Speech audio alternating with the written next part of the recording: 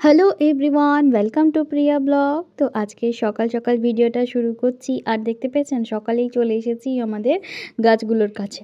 কি সুন্দর ফুল দিয়েছে। আসলে প্রতিদিনই এরকম টকটকে ফুল হয় আমাদের গাছে। তো অনেক রকমেরই গাছ আছে, হলুদ জবা, লাল জবা, কলকে, নয়নতারা, টগর, ভ্যারাইটি গাছ আছে। সবই মায়ের হাতে লাগানো গাছ।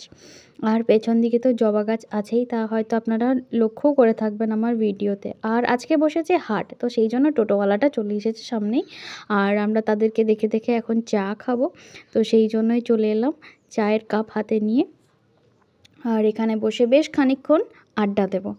আর এখন মা চলে গেছে হাটে বাজার করতে, আর আমি এই যে কাটাকুটি করতে শুরু করে দিয়েছি। কি কাটছি নিজেও জানি না এই মুহূর্তে। তো যাই হোক, আর এগুলো সবগুলোকে পরিষ্কার করতে হবে। আর সবজি যেগুলো মা এনেছে সেগুলোকে আমি ধুয়ে আর কি সাইড করে রেখে দিয়েছি।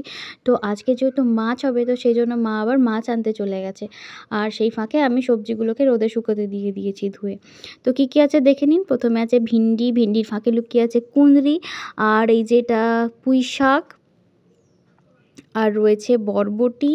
এছাড়াও রয়েছে আমাদের টমেটো, গাজর, কুমড়ো, বেগুন।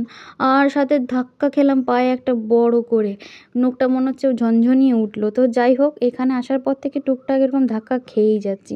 আর এই দেখুন চলে এসেছে আমাদের জেঠিমা কাজ করতে। তো আমরা দুজনেই এখন খেতে বসেছি। তো আমার স্নান টান করে পুজো টুজো সব কিছু কমপ্লিট হয়ে গেছে, আর আমি এখন লেট করে খেতে বসলাম। সাথে রয়েছে মুড়ি।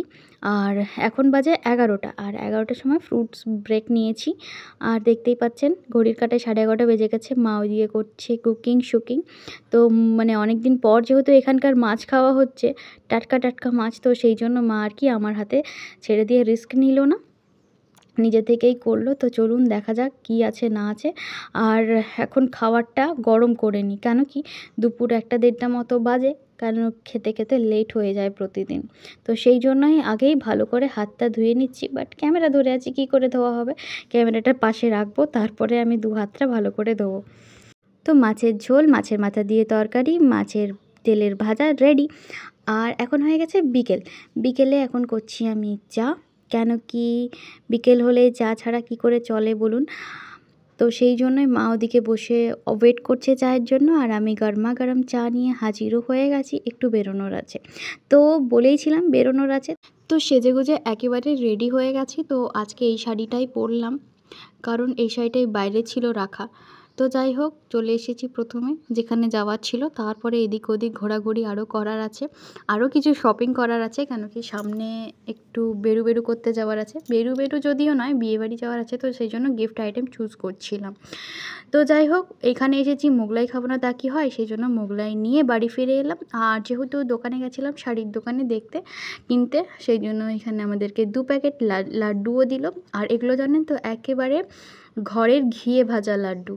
আর কি সুন্দর প্যাকেটটা করেছেন দেখছেন, দুর্দান্ত সুন্দর হয়েছে। অ্যাকচুয়ালি এগুলো হালখাতার প্যাকেট, মানে হালখাতার মিষ্টির প্যাকেট। আর খুব একটা ইউনিকনেস আছে এটার মধ্যে। তো যাই হোক, আর বেশি দেরি করলাম না, মোগলাইটা বসে বসে সাবার করার এবার পালা চলে এসেছে। সেজন্য মাও খেতে চাইছিল না, বাট অনেক দিন পরে খেলাম, তো সেই জন্য টেস্ট তো করতেই হবে। তো আমিও নিয়ে বসে পড়েছি এদিকে। আর ভিডিওটা বেশি বড় করছি না, খেতে খেতে রাখলাম। যদি ভালো লেগে থাকে একটা লাইক করে দেবেন। এখানের মতো টাটা।